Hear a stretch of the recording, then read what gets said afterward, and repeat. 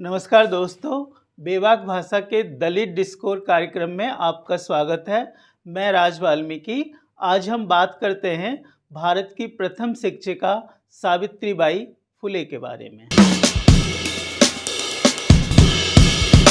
सावित्रीबाई फुले को याद करना क्यों ज़रूरी है या आज क्यों याद आती हैं सावित्रीबाई फुले?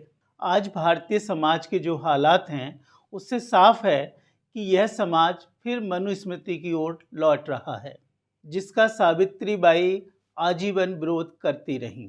3 जनवरी 1831 को महाराष्ट्र के सतारा जिले में जन्मी सावित्रीबाई का विवाह 1840 में ज्योतिबा फुले के साथ हुआ। उन्होंने अनेक समाज सुधार के कार्य किए।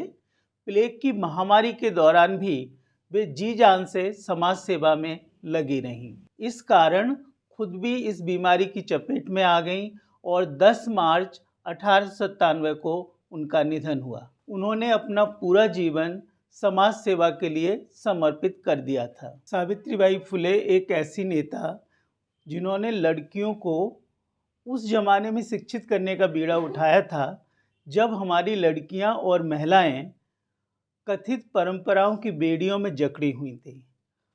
वह अपने लड़कियों को स्कूल में पढ़ाने के लिए उस समय अपने बैग में साड़ी रखकर ले जाती थी, क्योंकि मनुवादी ताकतें उन पर कीचड़ फेंकती थी, उनका अपमान करती थी।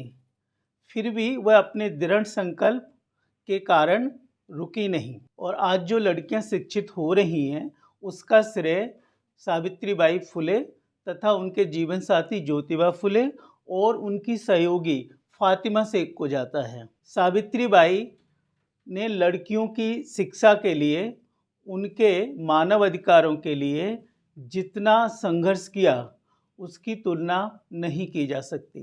पर विडंबना देखिए कि उनके जन्मदिन को शिक्षक दिवस के रूप में नहीं मनाया जाता, जबकि वह इसकी सही मायने में हकदार हैं। सावित्रीबाई को क्रांति ज्योति की उपाधि भी दी जाती है। यह सही भी है। उन्होंने अपने सामाजिक कार्यों से समाज में क्रांति ला दी थी। फुले दंपति विषम परिस्थितियों में से जूझते हुए समाज सुधार के काम में लगे रहे। उन्होंने गर्भवती विधवा महिलाओं की प्रसूति का प्रबंध किया। तत्कालीन समाज जिन्हें कुल्टा कहकर उनका उपहास किया करता था, उससे उन्हें बचाते हुए इज्जत और गरिमा से जीने के लिए प्रोत्साहित किया। इसके लिए समाज से उन्हें क्या क्या न सुनना पड़ा, फिर भी उन्होंने हिम्मत नहीं हारी और निरंतर समाज हित में काम करती रहीं। हमें सावित्रीबाई फुले की सहयोगी फातिमा शेख के सामाजिक योगदान को भी नहीं भूलना चाहिए।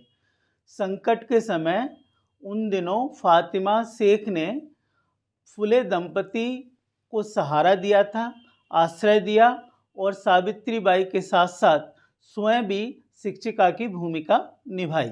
वे अंत तक उनके कंधे से कंधा मिलाकर उनका साथ देती रहीं। इस तरह शिक्षा की इस क्रांति में सावित्रीबाई के साथ साथ ज्योतिबा फुले और फातिमा शेख ने भी महत्वपूर्ण भूमिका निभाई। सावित्रीबाई के साथ उनके योगदान को भी सदैव याद किया जाना चाहिए। सावित्रीबाई फुले ने 1852 में बालिकाओं के लिए एक विद्यालय की स्थापना की। सावित्रीबाई फुले भारत के पहले बालिका विद्यालय की पहली प्रिंसिपल और पहले कन्या स्कूल की संस्थापक थीं। उन्हें महिलाओं और दलित जातियों के शिक्षित करने के प्रयासों के लिए जाना जाता है। सावित्रीबाई ने अपने जीवन को एक मिशन की तरह जिया, जिसका उद्देश्य था विधवा विवाह कराना, छुआछूत मिटाना, महिलाओं की मुक्ति और दलितों महिलाओं को शिक्षित करना। सावित्रीबाई समाज सेविका के साथ साथ एक कवि भी थीं। उन्हें मराठी काव्य का अग्रदूत माना जाता है। उन्होंने अपनी कविताओं के माध्यम से लोगों को जागरूक करने का प्रयास किया। उन्हें शिक्षा का महत्व समझाया, स्त्री अधिकारों की वकालत की, लैंगिक समानता का मुद्दा उठाया। वे स्त्रियों के समाज में बराबरी का दर्जा दिलाने के लिए जीवन भर संघर्ष करती रहीं। आज आवश्यकता इस बात की है कि सावित्रीबाई फुले से प्रेरणा लेते हुए हम अपने बच्चों को उच्च शिक्षित करें और उन्हें सावित्रीबाई की तरह समाज सुधार का नेतृत्व करने और दलित और वंचित समुदाय के बच्चों को शिक्षित करने के लिए प्रेरित करें। यही सावित्रीबाई फुले के लिए सच्ची श्रद्धांजलि होगी। उन्हें उनकी ही कविता की कुछ पंक्तियों से याद करते हुए अपनी बात समाप्त करता हूँ।